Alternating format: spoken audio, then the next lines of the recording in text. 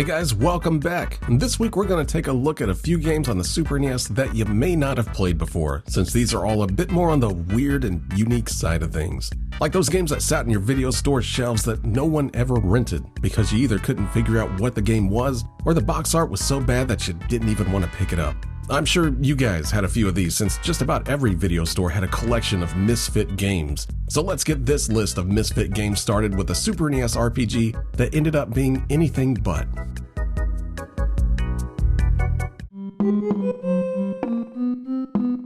Firestriker for the Super NES definitely takes the crown for unique twist on a game genre. For those of you that don't know, I'm from the Retrovania podcast, which, hey, if you want to listen to a great podcast, then be sure to check us out on your favorite podcast apps. But anyway, back to this game. We covered it back in 2019, and it ended up being one of the most interesting games we had covered up until then. I had never even heard of this one, and when I sat down to play it, well, it definitely wasn't what I was expecting. At first glance, Firestriker looks like it's gonna be your typical JRPG game, complete with story and overhead map screen. But as soon as you enter a level, things take a turn. Initially, you might think of this as more like an action RPG, but you quickly learn it's anything but as you start smashing an energy ball across the screen, bouncing it around off walls and enemies' faces. If that sounds more like a pinball game, well, you're partly right. This is like a weird mix of pinball and Breakout, neither of which you would think fits into the RPG theme of this game. Yes, it is a weird combination, but once you wrap your head around it, you start to realize that it actually works really well. Your objective for most levels is to simply hit the energy ball into obstacles enough times to destroy them, letting it progress by getting the ball through the top of the screen, or by hitting switches around the map. You'll need to clear a few screens to beat a level, with each one getting trickier and trickier to navigate, all while you try to keep from running into enemies and at the same time keeping the energy ball from destroying your own defenses, ultimately leading to you losing a life if the ball passes through to the bottom of the screen. You do get a little help in the form of a wizard that stands at the bottom of the screen that'll deflect the ball if it gets too close, but otherwise it's all on your energy ball skills to clear each screen. Sometimes having to even fight bosses with this thing, which is easier said than done. It's a really fun gimmick that works surprisingly well. And there's enough variety in the stages and the stuff you unlock to keep the game fresh for way longer than you'd think. Like how you initially only have a pretty standard striker, which is the guy you play as. But as you go along, you can unlock different strikers that all have their own strengths and weaknesses. It's just a fun little weird game overall. It kind of reminds me of those old TurboGrafx 16 games that would randomly put an RPG into something like a tennis game or something. But I think Firestriker is a far better example of mixing two different styles of game into something that feels cohesive and fun. So if you're like me and had never even heard of Firestriker, then give this one a shot. I'm usually not a fan of stuff like this at all, but I think Firestriker is more than worth bouncing your energy balls around on.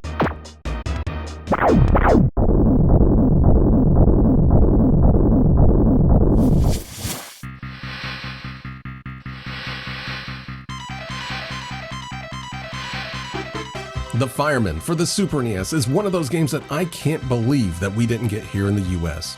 Now, I'm not sure if the developers of this game felt that the ignition factor had completely saturated the Western market in Firemen-based action games on the Super NES, but for whatever reason, the Firemen was only released in Japan and European territories. And that's a damn shame, because this is a really fun action game with a unique twist on things. Yes, this is an overhead action game where the main source of action involves you slowly moving through areas and extinguishing mostly non-moving patches of fire. And while that probably isn't as exciting as it first sounds, the Fireman does a great job of constantly putting you in new situations and environments that keeps the extinguishing feeling fresh. You even get an AI partner that, believe it or not, actually does a really good job at helping you instead of constantly getting in the way. And before you ask, no, this game sadly isn't co-op, even though it definitely looks like it is. The computer-controlled partner is just that, only computer-controlled. The other thing that really helps the Firemen stand out is just how good of a job it does in making you feel like you're in an 80s action movie. There's definite Die Hard vibes here, as a standard fire quickly turns into something much crazier, as two very dedicated firemen get deeper and deeper into the building as the whole situation just snowballs. Oh, and if the Die Hard vibes weren't already strong enough, it just so happens to take place during Christmas as well, and that's always the best time for any action movie to take place. There's even full-on set-piece action here as windows explode and entire floors drop out from underneath you. It really comes together to feel like you're watching a really good straight-to-VHS action movie that you'd randomly rent at the video store when nothing better was in. The seriousness and tone of it all, well, it's just kind of charming as all hell.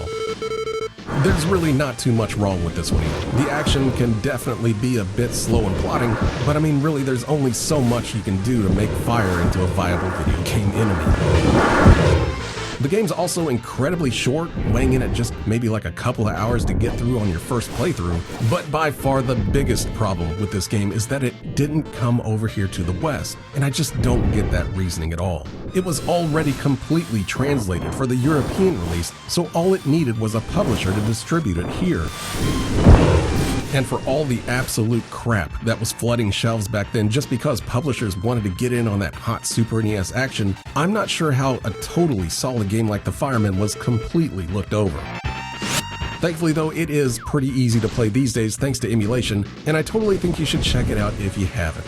It's a really great action game, and one that's worth going out of your way to play.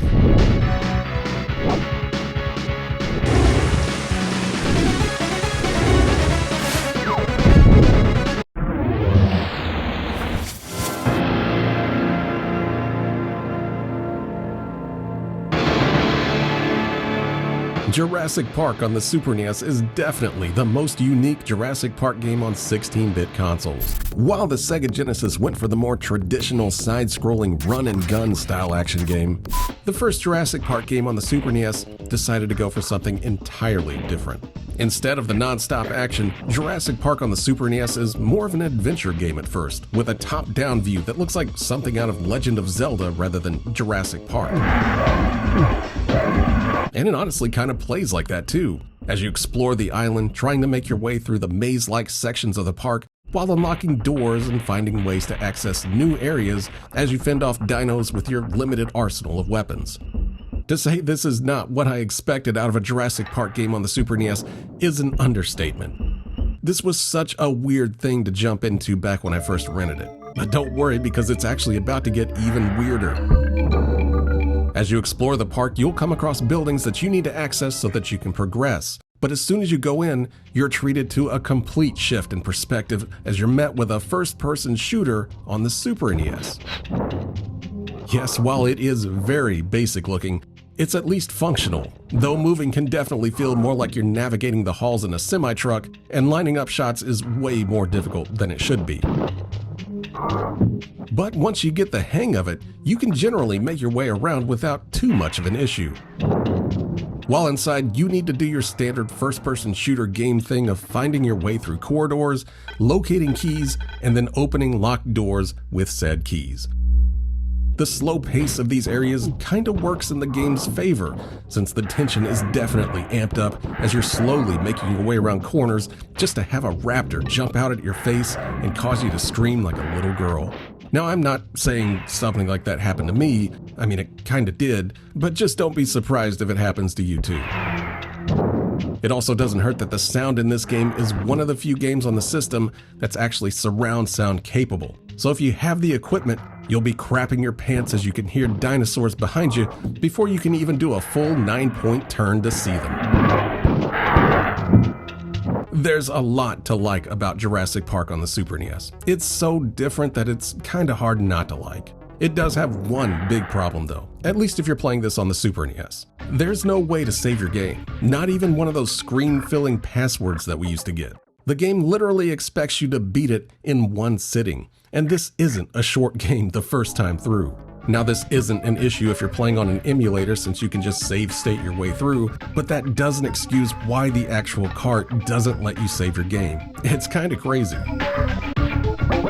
But that's really the worst of it. If you've never played Jurassic Park on the Super NES, then this is definitely worth checking out due to just how weird it is. Games like this just didn't exist back then, so sitting down to it back then was just a complete experience. And honestly, it's still just as good of an experience these days if you're a fan of Jurassic Park or just like unique adventure games in general. this is one weird Jurassic Park game that's well worth your time.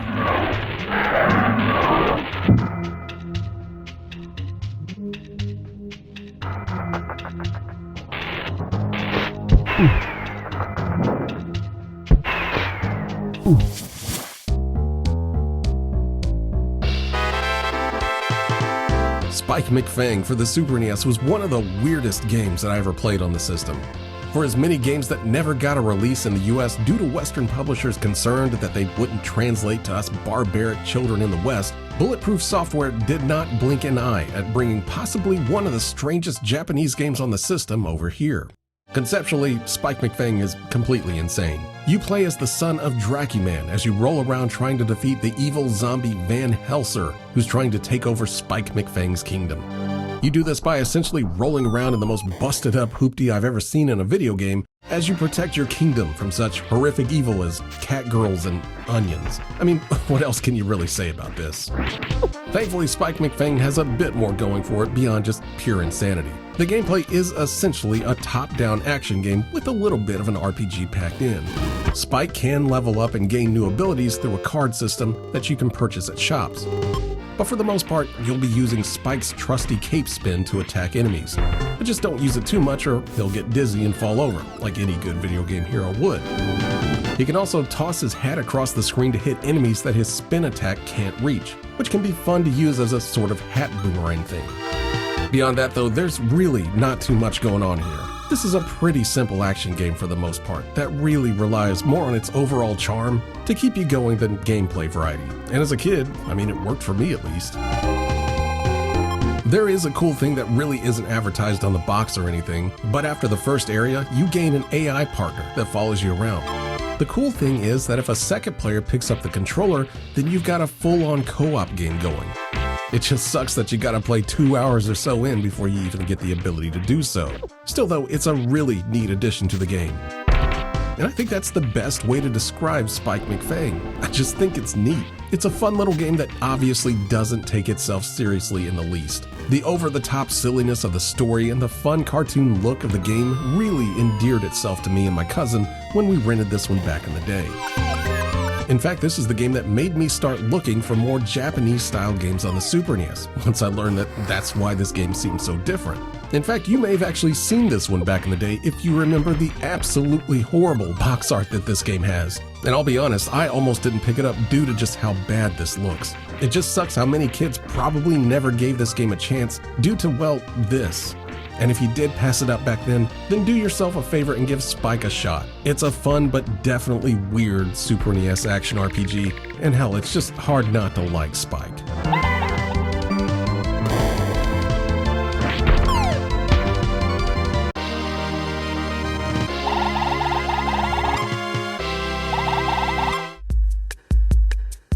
And that's gonna do it. I know there's a ton more games on the Super NES that could easily fall into this category, but these are the ones that stood out to me. It was always such a huge gamble to grab a game that looked a bit weird, but sometimes that bet would pay off with a really fun game that would always stand out in your head just because of how different it was. What about you guys though? Any obscure game pickups that ended up being all-time faves, or just a game that struck you as being a total weirdo? Well, let me know in the comments since I love to hear about your experiences. And I'd also love it if you could give this video a thumbs up if you liked it, or maybe even a sub if you like weird games as much as I do. But that's gonna do it for me this week. I'll be back next time with a few more games to talk about, but until then, keep it weird, guys.